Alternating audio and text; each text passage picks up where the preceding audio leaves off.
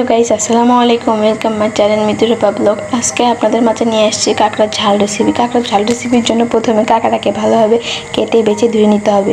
তারপর পরিষ্কার কাঁকড়ার মধ্যে সামান্য পরিমাণে লবণ, হলুদ, গুঁড়ামরিচ, লেবুর রস দিয়ে 5 মিনিটের জন্য রেখে দিতে হবে।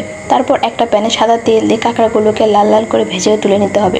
তারপর ওই একই প্যানে সরিষার তেল দিয়ে পেঁয়াজ কুচি দিয়ে ভালোভাবে নেড়ে চেড়ে বাদামি কালার হয়ে আসলে এর গরম মশলা, লবণ, হলুদ, গুঁড়ামরিচ, জিরার গুঁড়া দিয়ে ভালোভাবে নেড়ে চেড়ে এর মধ্যে সামান্য পরিমাণে পানি দিয়ে নাড়াচাড়া করার পর কষানোর জন্য রেখে দিতে হবে।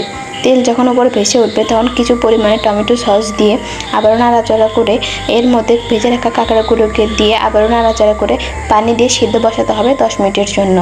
10 মিনিট পর সিদ্ধ হয়ে গেলে এর মধ্যে 2 ফালি কাঁচামরিচ দিয়ে আবারও ঢেকে দিতে হবে কিছুক্ষণের জন্য। কিছুক্ষণ পর আবারও ভালোভাবে নেড়ে চেড়ে সুন্দর মতো হয়ে গেলে এদেরকে নামাই নিতে হবে একটা বাটিতে। তাহলে রেডি হয়ে গেল আমাদের কাঁকড়ার ঝাল recipe. Thank you for watching video.